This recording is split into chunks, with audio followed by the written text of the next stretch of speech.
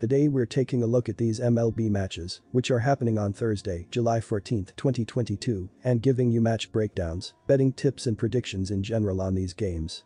Welcome back to High Stakes, let's get straight into it. Also, don't forget to subscribe to get notified as soon as we release these sport prediction videos, and if you would like more betting tips and predictions, then check out our Patreon in the link down below. Our new Patreon is a way for us to help you improve your chances of making more money.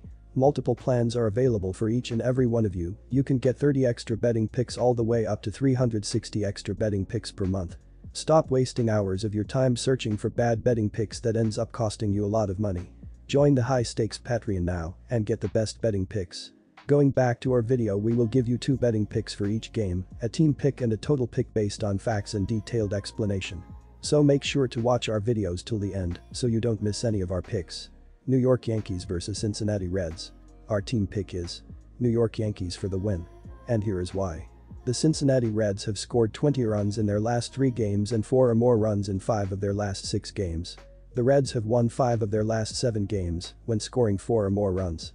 Brandon Drury leads the Reds with 81 hits and 50 RBI, while Tommy Pham and Kyle Farmer have combined for 139 hits and 77 RBI.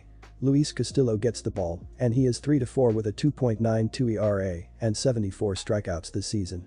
This will be Castillo's second career game against the Yankees. The New York Yankees have scored 16 runs in their last 3 games and 4 or more runs in 6 of their last 7 games. The Yankees have won 6 of their last 8 games when scoring 4 or more runs. Aaron Judge leads the Yankees with 90 hits and 65 RBI, while DJ LeMahieu and Gleyber Torres have combined for 153 hits and 72 RBI. Nestor Cortes gets the ball, and he is 7-3 with a 2.74 ERA and 95 strikeouts this season.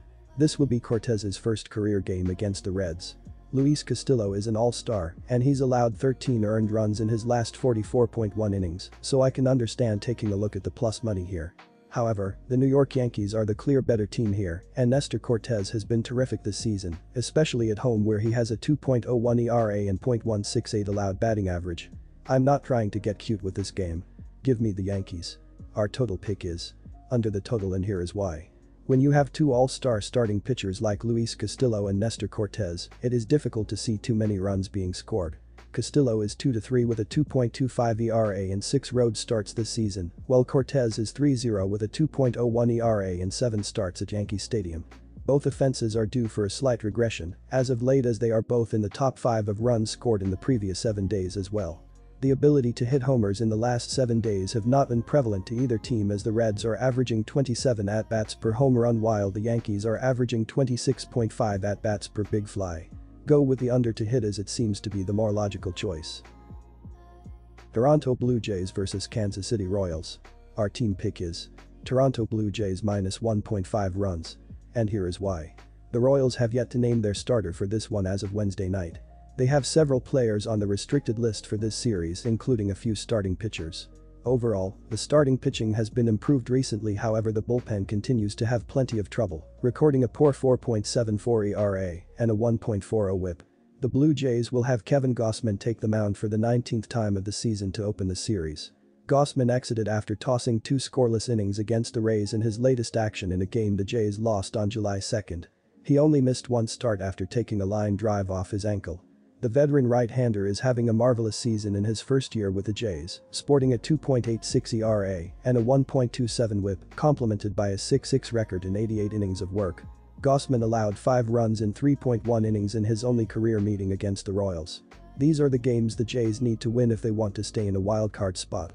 The Royals are horrible on the road, and Blue Jays are stellar at home. The Toronto Bats will shine in this one, considering the Royals have yet to name a starter. They will likely resort to a minor league caliber use the bullpen. Furthermore, the Royals will have trouble scoring runs in this game. Kevin Gausman is pitching well, conceding a total of only 2 runs in his last 15 innings, and is well rested. The Royals have placed several players, including Whit Merrifield and Hunter Dozier, on the restricted list for this series. Toronto will also be motivated after the dismissal of manager Charlie Montoyo. Our total pick is under 9 runs. Tampa Bay Rays vs Boston Red Sox. Our team pick is Boston for the win, and here is why. Boston was one of the hottest teams in baseball during the month of June, using a pair of 7-game winning streaks to get 11 games above the .500 mark. The Red Sox have struggled with consistency since then, losing 10 of their last 15 games. They dropped 4 straight last week before picking up consecutive wins against New York on Saturday and Sunday. Boston was unable to carry that momentum into this series, dropping the first 2 games. The Red Sox are now in 3rd place in the AL East, but they are holding on to one of the AL wildcard spots. Tampa Bay has been above the .500 mark since the beginning of April, but it has never been able to find its top form. The Rays have gone on 3 separate losing streaks of at least 3 games since the middle of June, with the latest instance coming in 3 losses at Cincinnati last weekend. Their disappointing series came days after winning 2 out of 3 against Boston at Fenway Park. They bounced back from their rough trip to Cincinnati with a pair of wins over the Red Sox on Monday and Tuesday. Tampa Bay is in 2nd place in the AL East heading into Wednesday's slate, holding on to the top spot in the AL wildcard race. I think there is some inherent value on the Red Sox in this game, even after getting off to a slow start in the series. Tampa Bay has 5 key members of its offense sidelined due to injury, which is not what the Rays need. They are already in the bottom third of the majors in batting average, so these injuries have created even more issues. The Red Sox are expected to trot out Cutter Crawford for the final game of the set. He was excellent in his start last week against the Yankees, allowing 1 run over 5 innings in a no decision. Crawford allowed 4 hits, walked 2, and struck out 6. Outside of an Aaron Hicks solo home run in the top of the 5th, the 26-year-old right-hander pitched admirably in his 3rd start of the year. He attacked the strike zone with his go-to fastball cutter combo and threw 59 of his 88 pitches for strikes. Drew Rasmussen gets the call for the Rays in Game 4 of this series. He gave up 4 hits, walked 2, and struck out 6 over 4 scoreless innings in Saturday's no decision against the Reds. According to basabalsavan.com, Rasmussen generated at least 1 whiff with all 5 of his pitches on Saturday, 25% whiff rate overall. He did need 84 pitches to get through 4 innings due to troubles with his command, but he kept the Reds off the scoreboard. To nobody's surprise entering this season, the Rays are getting it done from the mound.